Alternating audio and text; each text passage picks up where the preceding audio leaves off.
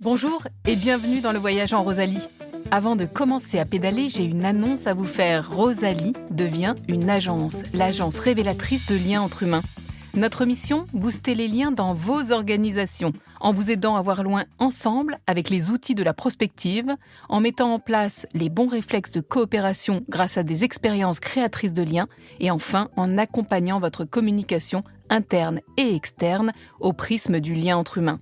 Pour résumer, nous vous proposons de voir loin, faire ensemble et le faire savoir. Pour découvrir notre approche, agence-rosalie.com. Et maintenant, montons dans la Rosalie pour un nouvel épisode. Nous enregistrons cet épisode le 13 décembre 2024. Cette année se termine dans une ambiance de chaos politique en France. On commence à s'y habituer aux rebondissements. On pressent qu'il y en aura d'autres. Des temps insécures dans le monde aussi. On a un peu le sentiment que nos sociétés sont sur des sables mouvants et on a du mal à imaginer à quoi elles ressembleront bientôt. C'est d'ailleurs pour ça que j'ai lancé ce podcast, pour y réfléchir, essayer d'imaginer d'autres possibles avec vous et avec mes invités. Cette fin d'année 2024 a été marquée par un procès historique, hors norme. Depuis septembre, 51 hommes ont comparu devant la cour criminelle du Vaucluse pour viol aggravé sur Gisèle Pelicot, alors qu'elle était droguée par son ex-mari. Face à eux, une femme, debout, et plein d'autres derrière elle. Pour que la peur, pour que la honte change de camp. Alors que se termine ce procès, on retient ces mots de l'avocat de Gisèle Pelicot, maître Babonneau. C'est un moment de civilisation, l'heure de se pencher sur un acte qui a remis en cause les fondements du contrat social. Quel contrat social ? Celui qui considère que l'on ne peut pas disposer du corps de l'autre, de son libre arbitre ? Alors que se termine ce procès, on assiste, toujours dans le même pays, à une nouvelle levée de boucliers de collectifs conservateurs. Ils s'insurgent contre les 3 séances annuelles d'éducation à la vie affective, relationnelle et sexuelle mises en place à l'école, de la maternelle au lycée, depuis la loi Aubry du 4 juillet 2001. 3 petites séances qui passent souvent à l'as, faut bien le dire, et qui seraient pourtant l'occasion de le rappeler, ce contrat social. Puisque selon l'âge des enfants, ces séances doivent permettre d'apprendre à nommer son anatomie, c'est très utile pour prendre soin de sa santé notamment. Il aborde la question du consentement, du rapport au corps, le sien, celui de l'autre. Il aborde l'égalité filles-garçons, des questions effectivement très importantes quand on veut faire société sur un socle commun qui prône le respect de chacun. J'en profite pour vous signaler que ce programme il est intégralement accessible sur le site EduScol du ministère de l'Éducation nationale. Vous pourrez vérifier par vous-même de quoi il s'agit et attention, les campagnes de désinformation sur le sujet sont massives et violentes. Faire barrage de nos corps et de nos esprits. On est fort pour ça, nous les humains. Il y a différentes façons de le faire. On peut résister à l'idée d'éduquer nos enfants au respect, on peut résister à l'idée de le faire ensemble, on peut résister à l'idée qu'il faut tout un village pour élever des citoyens et pour les protéger des violences, et puis on peut aussi résister à la façon d'autres animaux sociaux. Les manchots sur la banquise, par exemple. Est-ce que vous avez l'image ? Ces colonies de plus de 5000 manchots adultes qui placent les plus faibles, leurs poussins, au centre. Ils se blottissent les uns contre les autres pour conserver la chaleur et se déplacent de façon à ce que chaque adulte prenne son tour à l'extrémité de la colonie, là où il fait plus froid. Mettre les plus faibles au centre, c'est ce que fait mon invitée. Elle offre aux plus fragiles la douce chaleur d'un foyer, d'une maison. La Maison des femmes de Saint-Denis qu'elle a créée en 2016. Rada Hatem-Ganzer, bonjour. Bonjour.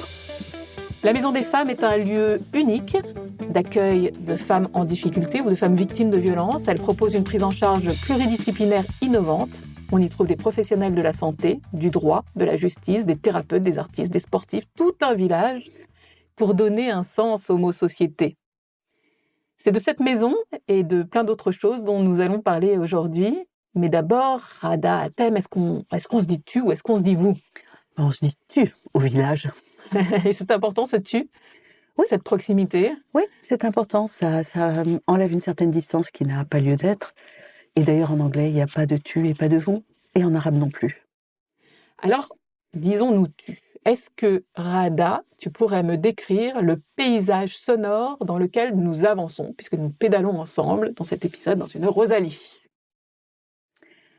Alors le paysage sonore est agressif en ce moment. Je ne sais pas si tu le ressens. Il est extrêmement haché. Il y a des hauts, des bas. Il y a des moments d'espoir et des moments de désespoir.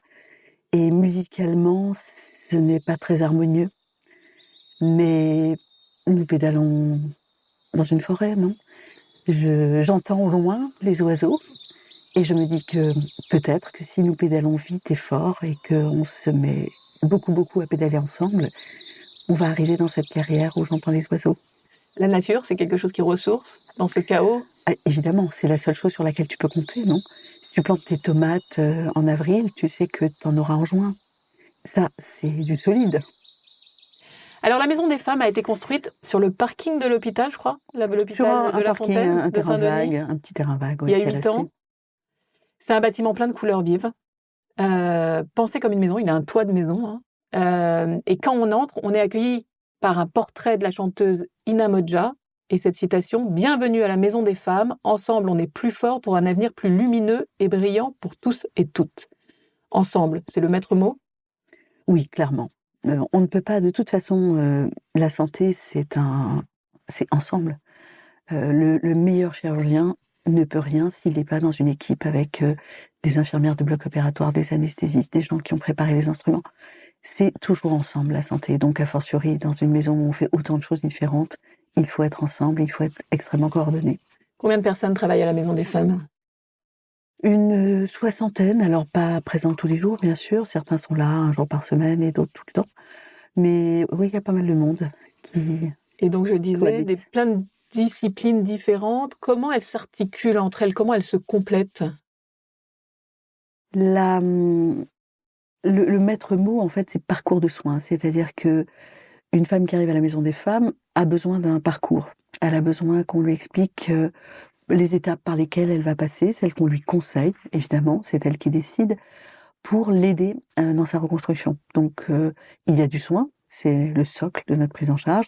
Soins en santé somatique, avec toutes les maladies, les préventions auxquelles elle ne s'est pas, conformée parce qu'elle n'avait autre chose à faire, parce que c'était tellement le chaos dans sa tête qu'elle ne pouvait rien faire Donc dans ce ça peut domaine. vraiment être par exemple, des vaccins, ça peut Oui, et être ça, un parcours de alors, santé, récupérer le parcours de éventuellement santé? éventuellement des vaccins ou bien même, parfois les femmes ont des pathologies, l'hypertension, du diabète, elles s'en occupent plus ou mal.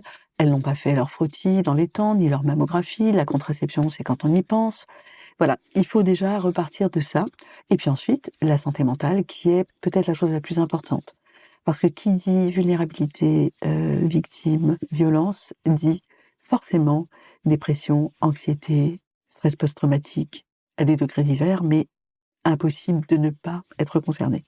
Donc santé mentale et puis après, problématiques sociales, juridiques, et en fait, la femme va suivre tout ce parcours, voir toutes les personnes qui peuvent l'aider. On va lui conseiller certains groupes de parole ou bien certains ateliers, comme par exemple le théâtre pour une meilleure affirmation de soi, le karaté pour un meilleur ancrage, parce que le corps doit être réparé de même que l'esprit. Et c'est tout ce parcours, en fait, qui les séduit et qui leur permet d'avancer. Donc vous êtes organisés en 4 unités, c'est ça? 4 unités de soins, santé sexuelle et IVG, l'unité violence, l'unité mutilation sexuelle et l'unité Coralis, ça c'est quoi? C'est pour les victimes de viol? Oui, alors Coralie, c'est les victimes de viols récents, parce que le viol est une violence sexuelle et on peut aller très mal 20 ans après un viol, 50 ans après un viol. D'accord. Mais dans Coralie, ce qui est important pour nous, c'est plus, de recueillir des preuves au moment où il y en a encore.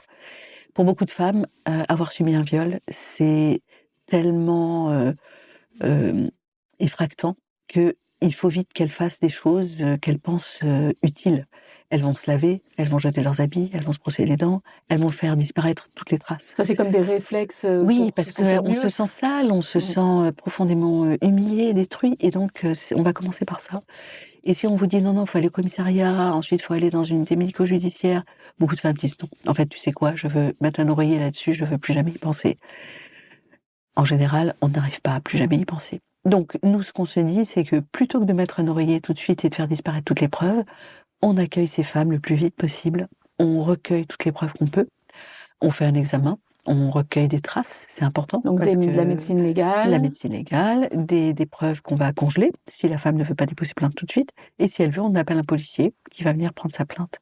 Dans la maison des femmes. Ouais. Et ça, c'est important parce que... Ce qui est important, c'est ça. C'est-à-dire de leur dire, vous n'avez pas besoin d'aller au commissariat et on va essayer de tout faire au même endroit. Et après, vous pourrez partir. Vous pourrez vous laver si vous voulez, changer d'habit. On va vous en donner d'autres en laissant les preuves. Et on va vous proposer à moyen terme un accompagnement psychologique aussi, parce que c'est pas parce qu'on a fait l'examen que tout est réglé, tout est fini. Et donc, cette unité Coralis, elle est ouverte 24 heures sur 24?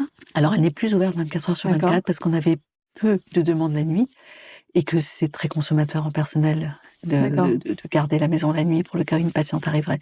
Donc, on est ouvert de 8h à 20h et sur appel. C'est quoi le délai pour justement que puisse être pris en charge ces preuves? Une femme qui se fait violer, il faut qu'elle réagisse sous combien de temps? Il faut qu'elle réagisse. Dans le temps qui lui apparaîtra adapté à ce qu'elle peut faire.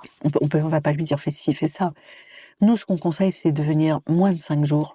Et en fait, idéalement assez vite. Parce que moins de 5 jours, on peut encore trouver du sperme dans le vagin. Mais par exemple, des débris de la peau de l'agresseur qu'elle aurait griffé sous les ongles, on va pas trouver. Des petites traces elle s'est débattue, il l'a griffé. Plus on attend, moins on les voit. Donc, venir le plus vite possible, mais on s'est mis comme délai 5 jours. D'accord. Les autres unités, alors on comprend donc santé sexuelle et IVG, on voit bien comment les femmes arrivent chez vous. C'est aussi des cas d'urgence? Alors, ce sont des urgences relatives, bien sûr. Une IVG, en général, sauf si on s'est aperçu à 3 mois qu'on était enceinte, on a un peu de temps. Mais c'est une urgence ressentie, psychologiquement. Une femme qui a besoin d'une IVG, c'est difficile de lui dire oui, bien sûr, venez dans 1 mois et demi. C'est insupportable. Et donc toute l'organisation consiste à être disponible le plus vite possible et à lui proposer une prise en charge la plus rapide possible, parce que c'est très dur d'être enceinte quand on ne le souhaite pas. Et ce qui est intéressant, c'est que 1/3 des demandes d'avortement sont motivées par des situations de violence. Donc on est complètement au bon endroit avec ce centre de santé sexuelle dans une maison des femmes. En fait, on passe d'une unité à une autre, il y a une fluidité, j'imagine. Total, on peut avoir besoin d'une IVG, avoir été excisé et avoir subi des violences, avoir connu l'inceste enfant, un mariage forcé. Voilà, on peut avoir la totalité du scope des violences. Du coup, comment elles arrivent j'allais dire chez elles. Comment elles arrivent chez vous? C'est joli, j'aime beaucoup. Eh bien oui, elles sont chez elles. Et ce qui est sympa, c'est qu'elles le ressentent parce qu'elles expriment beaucoup le plaisir et le côté extrêmement rassurant d'être dans ce lieu. Ça nous fait beaucoup de bien de les entendre. Alors elles viennent, mais en fait tous les moyens sont bons. C'est-à-dire, une copine lui en a parlé, le médecin des urgences, l'assistante sociale de la mairie, la maîtresse de l'école, son médecin traitant. Elle a vu un reportage, elle a écouté un podcast, et voilà. Elle se dit oh, je vais aller là-bas, ça va m'aider. Alors, je voudrais rappeler les chiffres de la violence faite aux femmes. Ça va pas nous faire sourire, hein. Ça fera pas sourire nos auditeurs. Une femme sur 2 a déjà subi une violence sexuelle en France. 80% des femmes handicapées sont victimes ou ont été victimes de violences. Un viol ou une tentative de viol toutes les 2 minutes 30 en France. Je crois que ça concerne en majorité des enfants d'ailleurs. Et pour une femme sur 6, l'entrée dans la sexualité se fait par un rapport non consenti, non désiré. Et j'ai vérifié ce matin, et ça a encore augmenté par rapport au moment où je préparais cette émission, 128 féminicides depuis le début de l'année 2024. On enregistre le 13 décembre, c'est un décompte de nous toutes, arrêté au 6 décembre, et l'année n'est pas terminée. C'est vraiment subjugant, en fait, ces chiffres. Vous avez pensé cette maison des femmes comme un outil de prévention à ces violences? C'est Aussi, ça? si en médecine, il y a réparer et puis il y a prévenir. On peut, par exemple, l'excision est un exemple idéal. On peut opérer une femme qui a été excisée. On peut lui donner un accompagnement psychologique, sexologique. C'est très bien. Mais si on ne coupait pas les petites filles, on n'aurait pas besoin de les réparer. Donc la vraie prévention, c'est celle qui consiste à apporter toutes ces explications pédagogiques auprès des personnes qui pensent encore que c'est une tradition incontournable, qui n'ont pas bien pris la mesure de la destruction massive que ça faisait dans la vie et la tête des petites filles, et ça irait beaucoup mieux. Donc la prévention est essentielle en santé. Et ce qu'on fait en termes de prévention, bien sûr, autour de l'excision, c'est par exemple une femme qui accouche, qui est excisée elle-même, de lui expliquer que certes, elle vient d'avoir une petite fille, mais que ça serait une très très mauvaise idée de faire subir à cette petite fille une tradition dont elle a souffert elle-même. On pourrait se dire comme ça que c'est évident. Et pourtant, il y a des femmes qui accouchent en disant, mais bien sûr, je vais faire exciser ma petite fille. Chez moi, c'est comme ça. Alors qu'elles ont toutes Oui, connu oui. une sœur, une cousine qui en sont mortes, c'est quelque chose Et de... qu'elles-mêmes ne sont pas très épanouies dans Ouais. leur vie maritale. Et pourtant, la tradition empêche de penser, en fait. La tradition, c'est rassurant. On a toujours fait comme ça, on va continuer à faire comme ça. Et casser une tradition, c'est un boulot épuisant. Donc, il faut faire de la prévention, il faut aller dans les lycées et les collèges, il faut aller dans les entreprises, il faut expliquer, il faut que nos propos soient compris.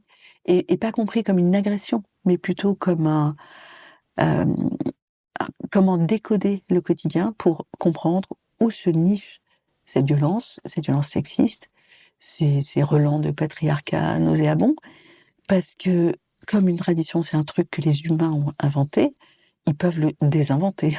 On peut inventer d'autres choses. Mais du coup, pourquoi c'est important que cet outil de prévention soit décorrélé, délocalisé de l'hôpital, soit un espace ailleurs? Alors, l'idée n'était pas aussi claire. J'avais pas de place dans l'hôpital, donc il fallait forcément créer un nouveau bâtiment. En revanche, je voulais absolument que ça soit dans l'hôpital pour marteler, c'est du soin. D'accord. Et on va pas s'installer en centre-ville, on est dans un hôpital. Et en fait, le fait d'avoir une maison avec une entrée à part, ça a été très bénéfique. Parce que c'est très rassurant pour une femme de se dire: «Ah non, mais je vais aller directement dans la petite maison, je ne vais pas passer par le circuit administratif compliqué, anxiogène de l'hôpital», et ça a beaucoup facilité l'accessibilité. Qu'est-ce que ça a changé pour les gens qui travaillent à la Maison des Femmes? Parce que quand je t'ai proposé, j'ai du mal à ça y est. Qu'est-ce que ça change pour les gens qui travaillent dans la Maison des Femmes? Quand je t'ai proposé de participer à ce podcast, heu, tu t'en es étonnée, tu m'as dit: «Mais travailler en mode coopératif, ça a rien d'original, dans un hôpital, il y a plein de métiers qui se côtoient». J'ai l'impression que vous avez quand même passé un cran, à la Maison des Femmes. Est-ce que c'est parce que vous êtes hors de l'hôpital? Non, je pense qu'on aurait été, par exemple, dans un étage à part de l'hôpital pour nous, on aurait fait à peu près pareil. Mais l'accessibilité directe, ça fait quelque chose. Et puis oui, ce que ça a changé pour le personnel soignant qui est là, c'est en fait, elles ont choisi d'être là. Certaines travaillaient déjà dans la maternité et ont demandé à être mutées dans l'unité Maison des Femmes. On a toutes des bonnes raisons, hein, de s'engager dans ce combat. Certaines, c'est des histoires de vie personnelle, d'autres, c'est une certaine forme de militantisme. Et puis aussi cette idée un peu exaltante de participer à un mouvement un peu nouveau, un mouvement qui traverse la société. Et je crois que beaucoup des personnels qui sont, depuis le début de l'aventure, qui ont été à mes côtés, sont assez, fiers en fait d'avoir porté ce modèle, ce prototype. Aujourd'hui, quand elles savent que grâce à tout le travail qu'on a fait, 25 maisons sont ouvertes aujourd'hui sur ce même modèle en France, c'est quand même extrêmement gratifiant. Vous avez des relations avec ces maisons? Ça c'est ça, la Maison des Femmes, elle a fait tache d'huile. Chaque ville aujourd'hui veut sa Maison des Femmes. Ouais, ça a été pour nous à la fois une grande surprise et un grand sujet de fierté. Alors oui, bien sûr, enfin, il y a des structures qui ouvrent et qu'on ne connaît pas, c'est pas grave. Mais certaines sont venues vers nous en disant: «Ben, je voudrais faire comme vous, c'est quoi vos conseils? C'est quoi votre mode opératoire? Est-ce que vous pouvez m'aider?»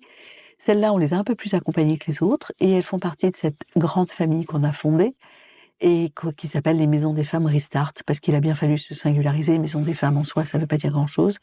Il y a plein de maisons des femmes, certaines, c'est des lieux de lutte contre l'isolement social, d'autres, c'est des lieux pour avoir, un accompagnement juridique et nous, c'est la santé. Maison des femmes santé, c'est ce que le gouvernement retient et nous, on a mis Restart comme renaître, qui est notre, mot d'ordre à toutes. Et ces 25 maisons, on les accompagne, on travaille avec elles, on leur donne des sous grâce à nos mécènes. Pendant 3 ans, on leur donne, 150 000 € en général pour, qu'elles puissent démarrer. Ça, on a l'argent, c'est vraiment le nerf de la guerre. Et puis on se réunit 2 fois par an parce qu'on a des problématiques communes. Il faut qu'on les fasse avancer, il faut qu'on fasse un plaidoyer solide face au gouvernement pour avoir plus d'argent, plus de tout ce dont on manque. Et ça, le collectif donne beaucoup de force. C'est clair que 25 maisons, c'est énorme. Et quand on va au ministère de la Santé en disant, voilà, nous représentons ces 25 structures dans toute la France, ça n'est pas rien. La force du collectif, la Toujours. coopération. Toujours. Radha Tem Ganzer, je vais dérouler un peu ton CV. Oups. Tu es gynécologue obstétrique, tu as travaillé à Paris comme chef de clinique à l'hôpital Saint-Vincent-de-Paul, puis à la maternité des Bleuets, à l'hôpital militaire Bégin de Saint-Mandé, et puis en 2011, tu es devenue chef de service maternité à l'hôpital de La Fontaine de Saint-Denis avant de créer la Maison des Femmes. Je voudrais revenir un peu sur ce parcours et peut-être sur la façon dont tu as vu évoluer ton métier. Je t'ai entendu raconter tes débuts, et c'est très mignon comme terme, de bébé docteur. C'était sur France Culture. Je recommande d'ailleurs d'écouter ce À voix nue, une série d'enregistrements.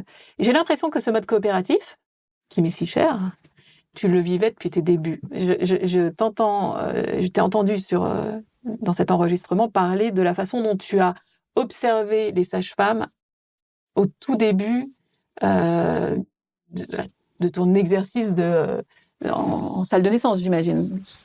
Mais oui, parce que dans la formation, il y a pour moi deux pans extrêmement importants. Il y a un pan académique. Il y a plein de choses qui ne s'apprennent que dans les livres et qui demandent de travailler. Et puis, il y a des choses qui s'apprennent en observant et en bénéficiant de conseils. Moi, j'ai eu quelques maîtres à penser qui m'ont vraiment, mais je ne sais pas comment j'aurais fait sans eux. Et à la fois des conseils humains, parce que en observant un médecin bienveillant mener une consultation, on en apprend énormément sur les bonnes façons de parler, comment rassurer une patiente, comment ne pas rajouter à l'angoisse qu'elle a déjà. Et puis ensuite, pour tout ce qui est technique, c'est-à-dire que tu peux pas apprendre à faire une césarienne correctement uniquement en regardant des livres. À un moment donné, il faut que tu mettes la main à la pâte. Et plus on te tient la main avec bienveillance, et plus tu prends confiance, et plus tu progresses. Donc, moi, je trouve que c'est un peu comme le compagnonnage dans les métiers artisanaux. Tu vois, un compagnonnage dans l'ébénisterie, je pense que c'est super important qu'on te le montre. Et ça, c'est extrêmement... Mais c'est quelque chose qui est valorisé au moment des études, ça. Il vous faudra, jeunes médecins, observer avec humilité des gens qui n'ont pas fait le même nombre d'études, le même nombre d'années d'études. C'est quelque chose que... On te le dit pas comme ça, mais tu comprends vite que il faut que tu regardes les gens faire bien ce qu'ils font. Et tu choisis, en fait.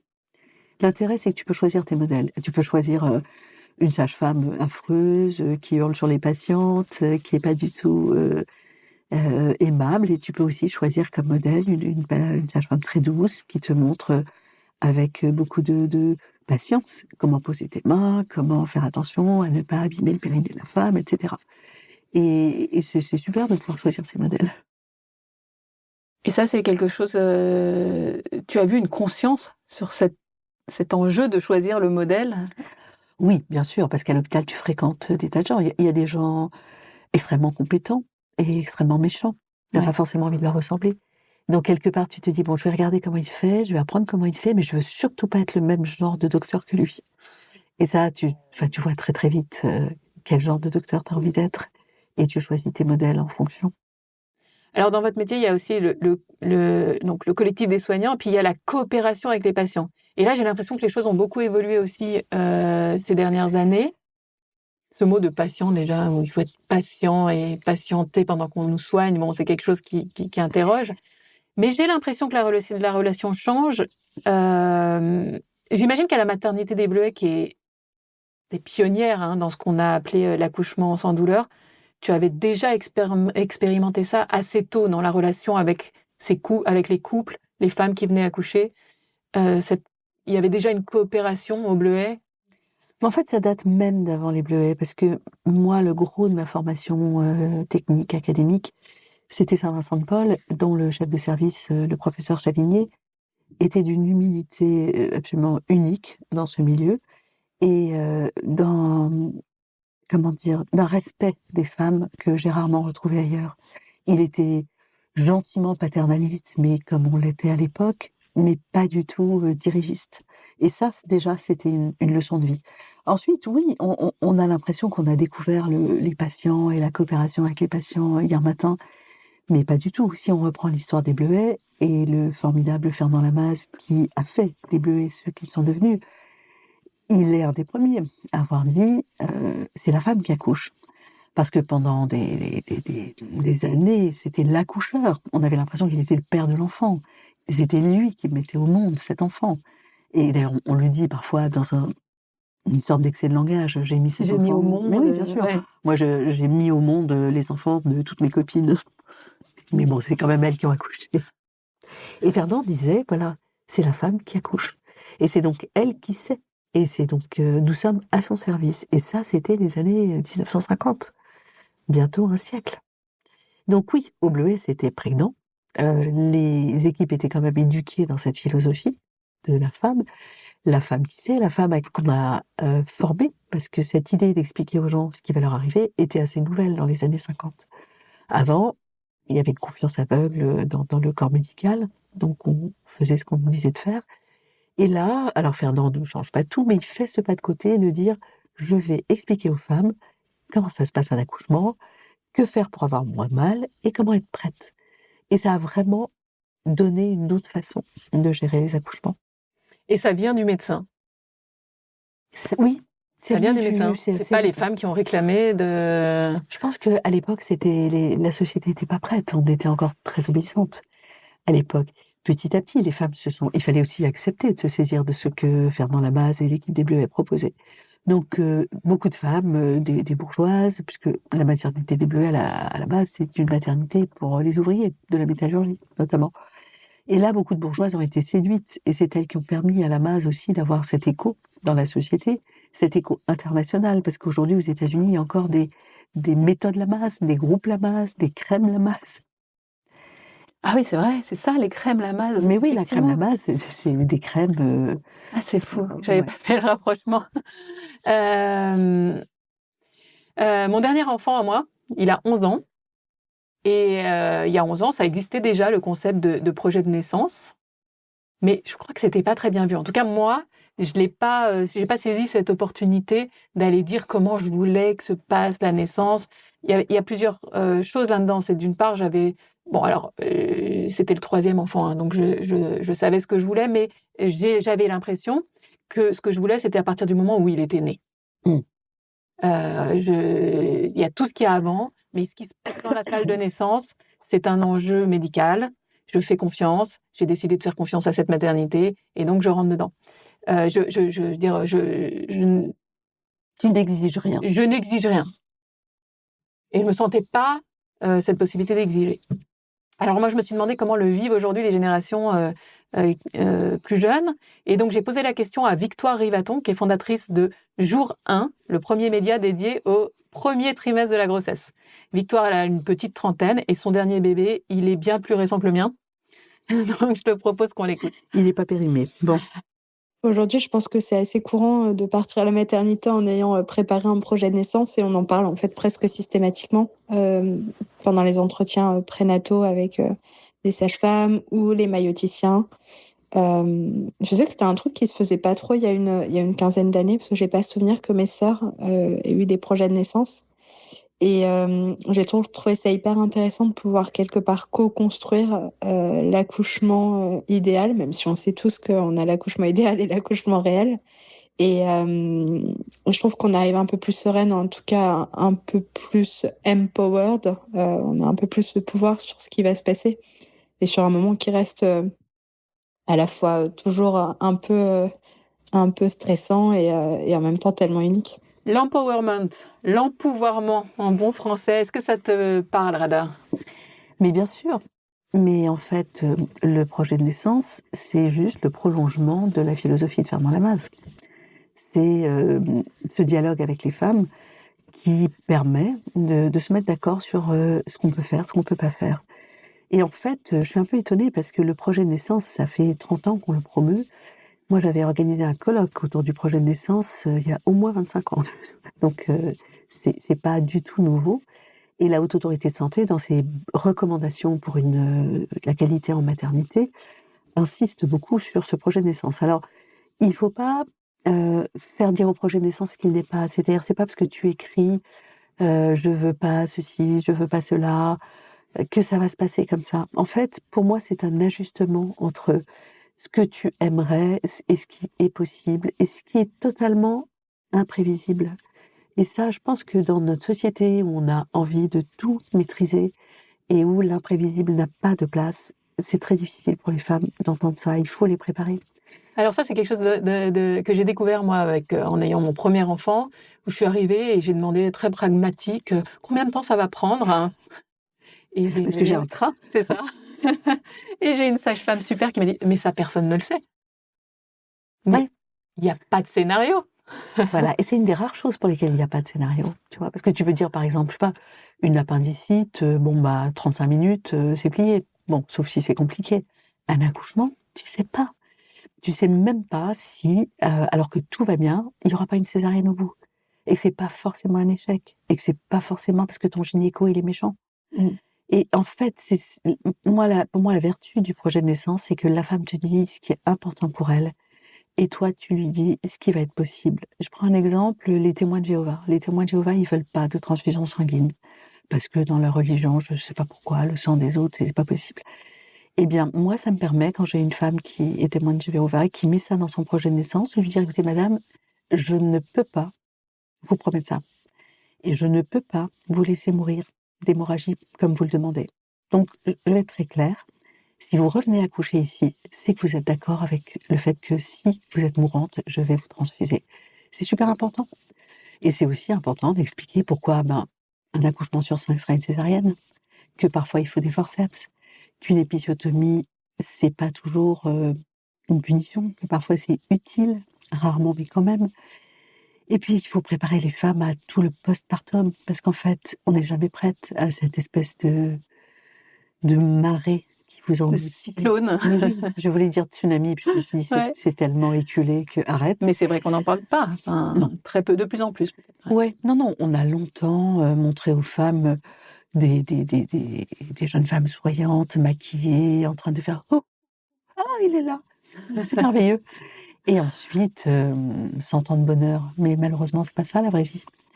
Et je pense que plus on en parle, et plus ça permet de se préparer et de casser cette image idyllique. C'est parfois épouvantable d'avoir un enfant.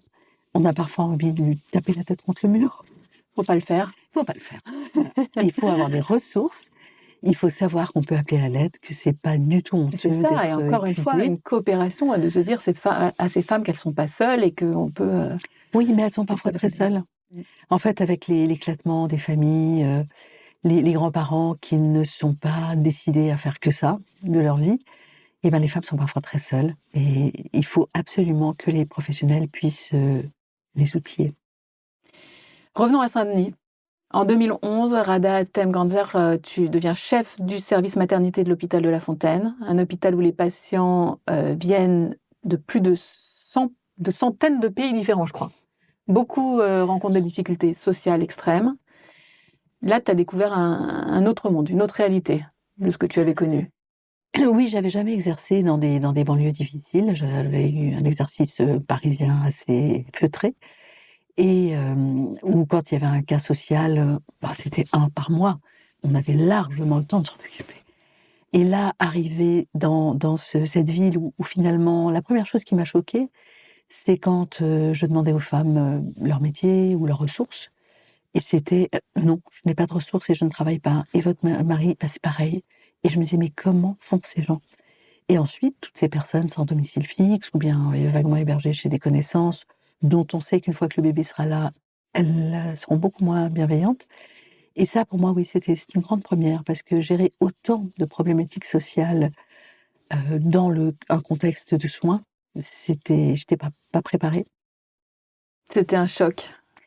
Oui, l'ampleur évidemment, je savais que tout ça existait, mais l'ampleur concentrée dans une même maternité, oui, ça m'a un petit peu effarée. Le choc, c'est aussi celui du nombre de femmes que tu découvres excisées.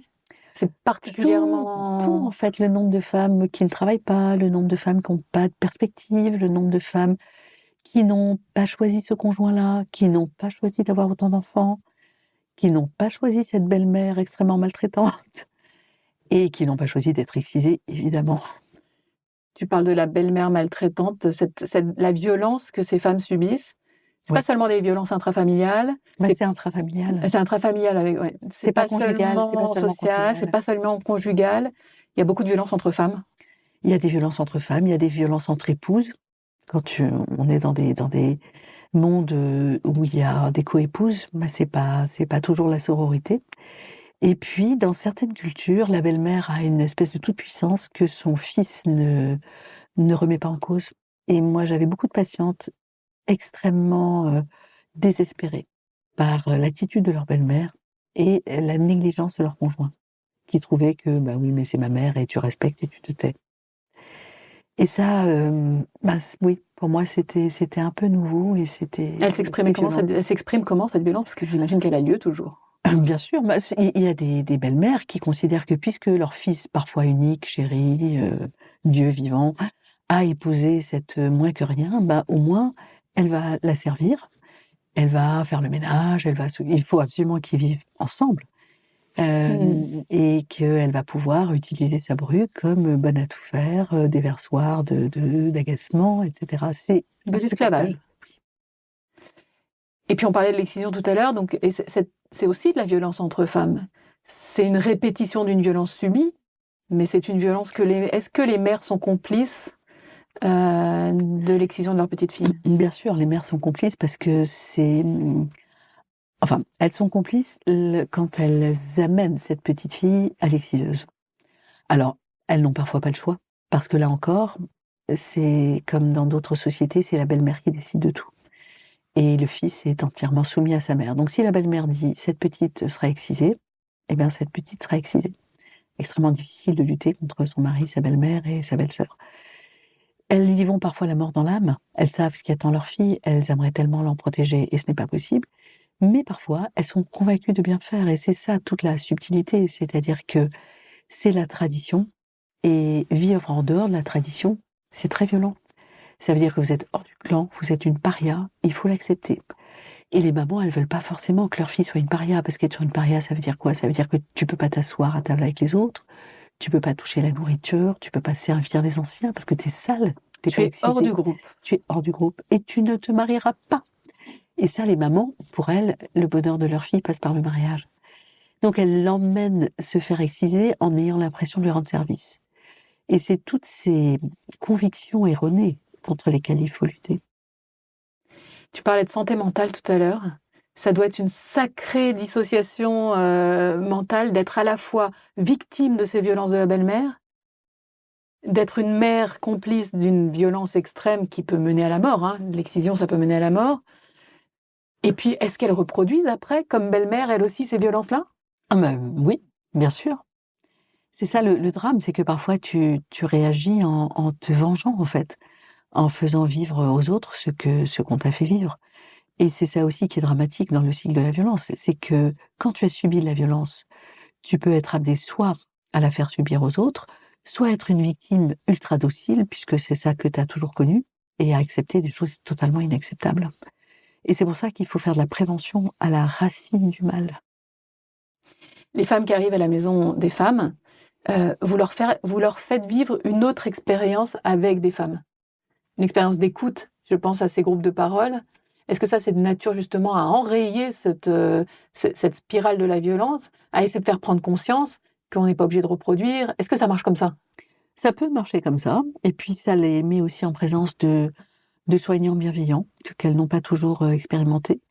Et notamment, il y a quelques hommes qui interviennent à la maison des femmes, et pour certaines femmes, la prise de conscience qu'un homme n'est pas forcément un bourreau et un ennemi, c'est aussi très intéressant. Alors, les groupes de parole, oui, ils agissent déjà en montrant aux femmes qu'elles ne sont pas seules, que ce qu'elles vivent, en fait, est partagé par des centaines de milliers d'autres femmes, et que c'est aussi un peu déculpabilisant de se dire, c'est pas parce que je suis nulle, c'est pas parce que je le mérite que je vis tout ça. C'est pas moi le problème, puisque toutes mes collègues, là, elles vivent la même chose. C'est donc le problème, il vient pas de nous, il vient de l'autre. Ça, c'est important. Et puis, quelque chose que j'ai expérimenté dans les groupes de parole de femmes excisées, la naissance d'une espèce de sororité de lutte, parce que là, elles prennent conscience encore qu'elles ont toutes vécu. Alors, elles n'ont pas vécu que l'excision en général, mais le mariage forcé, la belle-mère violente, le grand-oncle incestueux, etc. Et de se dire, ah mais en fait, peut-être qu'à nous toutes, on pourrait faire changer ça. Est-ce que tu le vois? Est-ce que ça se voit sur les visages? Est-ce que ça se voit? Comment on observe? Ça doit être très émouvant d'observer cette prise de conscience que autre chose est possible, que la sororité est possible. Alors, dans les groupes de parole que moi j'ai longtemps animés, qui sont les groupes de parole d'excision, les groupes commençaient toujours dans une atmosphère dramatique, tragique, avec des larmes, et se terminaient régulièrement par du tam-tam, des chants et des danses. Donc rien que ça, tu vois, c'est déjà La joie. la joie. Et le fait de se dire, finalement, je peux reprendre mon destin en main. Finalement, certaines disent, ouais, je vais m'engager dans la lutte contre les violences, je vais aller convaincre ma communauté d'arrêter les conneries, etc. Et puis, on a un atelier aussi qui est tout à fait édifiant. C'est un atelier un peu d'art-thérapie. Et notamment, il y a une photographe qui prend les femmes en photo quand elles arrivent dans l'atelier. En général, elles sont extrêmement ramassées, tendues, le bonnet jusqu'aux yeux, et assez grises. Et au bout de quelques mois dans cet atelier, elle reprend la photo. Et elle montre aux femmes les 2 photos. Avant, après. Ouais, et alors là, les femmes, c'est mais Et il y a un avant-après j'étais comme flagrant. ça. Ouais. Et qu'est-ce que je suis fière d'être comme je suis, parce que souvent le bonnet, il y en a plus, le tchador non plus. Elles sont maquillées, elles sont souriantes, elles sont fières, et en fait, c'est ce chemin qui est intéressant de documenter. Est-ce que le parcours de ces femmes, un parcours de rupture, fait écho à ton parcours? Il y a dans ton histoire plusieurs ruptures. Le temps de la guerre dans ton Liban natal, tu étais ado. Et puis le temps de l'exil, parce que tu es arrivée en France en 1977.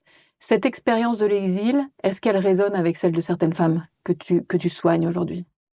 Bah, très clairement, déjà, l'expérience de la guerre, elle résonne, et malheureusement, aujourd'hui, elle est amplifiée. Tu vois, quand je vois Gaza, la Syrie, quand je vois un petit peu l'indifférence du monde occidental par rapport à ces conflits qui ont... Enfin, moi, je suis née dans ce conflit, il n'est toujours pas terminé.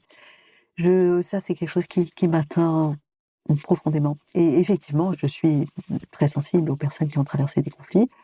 Mes premières années en France, j'ai subi, comme tout le monde, la violence administrative, les réveils à 4h du matin pour aller faire la queue à la préfecture, Donc tu pour sais qu'on te par où elles sont dise passées. non, c'est Ouais. trop tard, que tu reviens demain, etc. Et que toi, tu es en stage et qu'il faut que tu expliques à ton patron que bah non, je peux pas être là à cette heure. Oui, ça je sais, ça me parle. C'est important. Et puis, je t'ai entendu parler de ce sentiment de sécurité quand même que tu as eu en arrivant en France. Cette expérience de la sécurité après des années de chaos, en fait.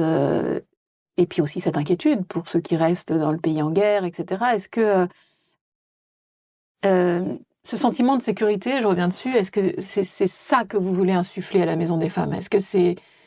Oui. Il vient de là aussi? Alors, il vient un peu de là, forcément, comme tu es la résultante de toutes les expériences que tu as vécues et de la manière dont tu les as métabolisées. Mais oui, bien sûr, je sais que si tu n'es pas en sécurité, tu ne peux rien faire.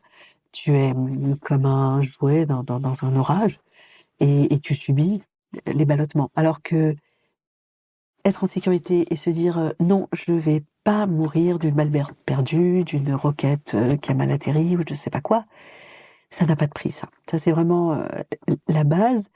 Et il y a autre chose aussi que j'ai énormément apprécié en France, parce qu'on n'a pas beaucoup ça dans les pays où justement la femme est scrutée de partout, où son comportement doit être exemplaire, avec des normes locales bien sûr, où tout ce qu'elle fait peut retomber sur sa famille en mode déshonneur. C'est cette un peu immunité que tu as quand tu marches dans une rue de Paris, tu n'es personne, tout le monde se fout de ce que tu fais, et ça, c'était aussi un sentiment extrêmement jouissif. Parce que beaucoup de femmes te disent: «L'honneur de la famille repose sur moi. Dès que je fais un truc, mes parents me tombent dessus parce que je les déshonore», et on ne dit jamais ça pour un garçon. Un garçon, il peut tuer, il peut machin, il ne déshonore pas sa famille, on est toujours derrière lui. Alors que les filles, dès qu'elles expriment une volonté d'autonomie, le clan se resserre autour d'elles et leur dit: «Non, tu n'as pas le droit de faire ça». C'est très, très dur pour elles. Tu t'en es emparée rapidement de cette possibilité-là d'être... Je l'avais déjà, parce que je supportais absolument pas ce carcan social. C'était pas possible. Et donc, effectivement, je m'en suis emparée, et plus qu'emparée, puisque là, tout devenait possible. C'est pas vrai pour tout le monde, ça, en fait. On voit des femmes qui sont migrantes en France et qui font profil bas et qui ne jouissent pas de cette possibilité-là qu'on a d'être anonyme dans la foule et une femme parmi d'autres êtres humains. Et comment on l'acquiert, ça?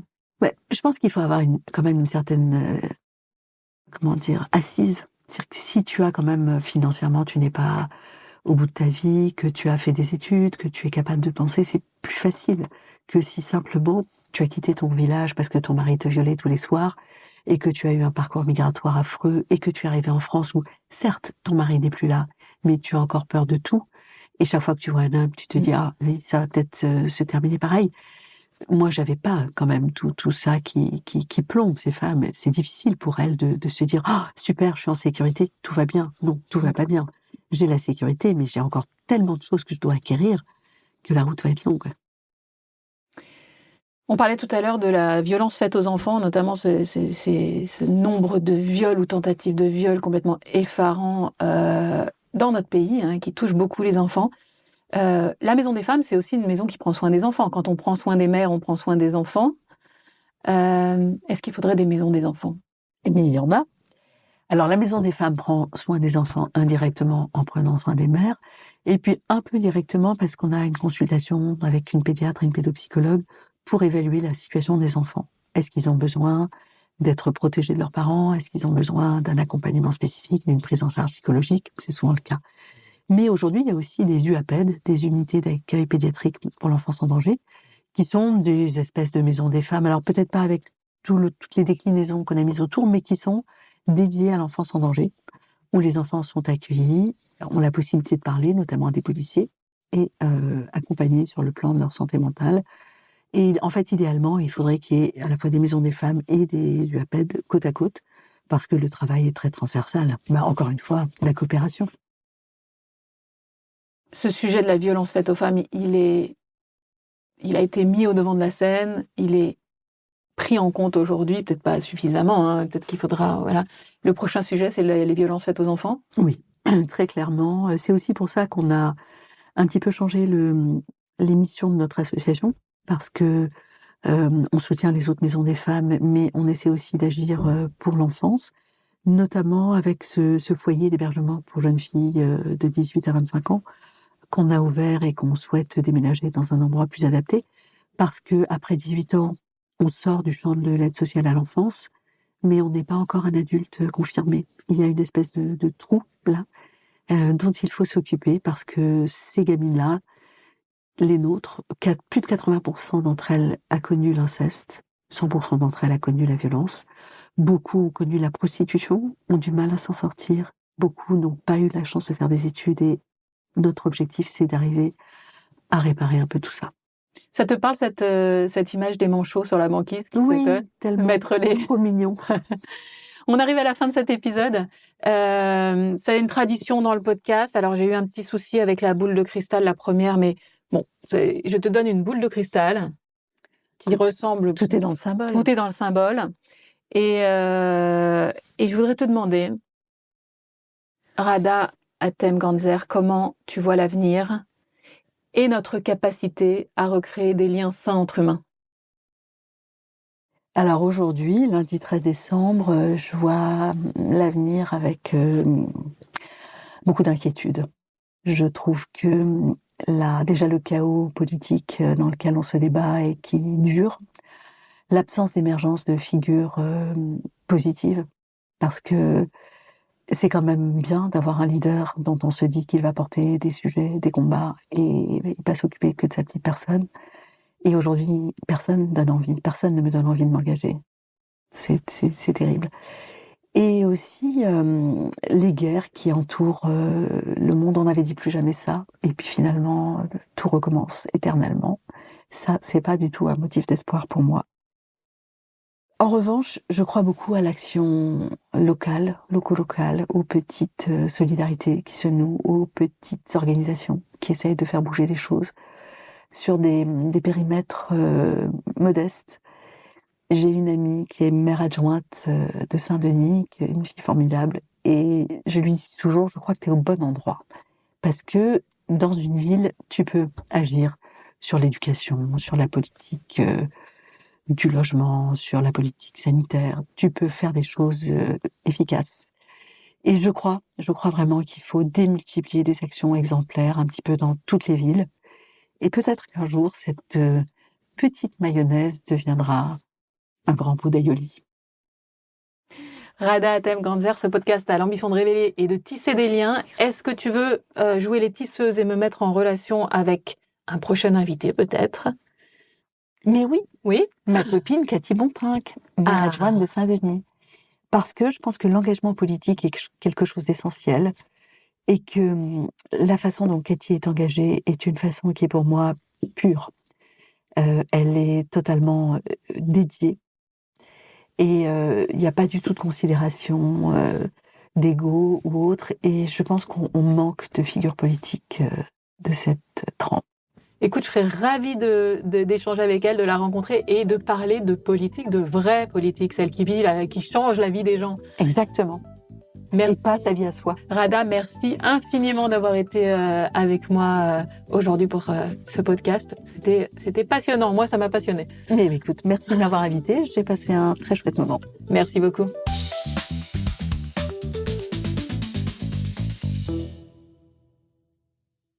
Merci pour votre écoute. Cet épisode vous a plu ? N'oubliez pas de le noter et de le partager autour de vous. N'oubliez pas non plus que Rosalie, c'est désormais une agence, l'agence révélatrice de liens entre humains. Notre mission, booster les liens dans vos organisations et vous aider à bâtir des ponts plutôt que des murs. On vous propose un combo en 3 étapes, à vous de choisir ce dont vous avez besoin. Étape 1, l'audit et la prospective pour voir loin ensemble. Étape 2, les ateliers et l'animation de vos communautés internes pour faire ensemble. Et enfin, l'étape 3, votre communication au prisme des liens. Pour découvrir notre approche, agence-rosalie.com.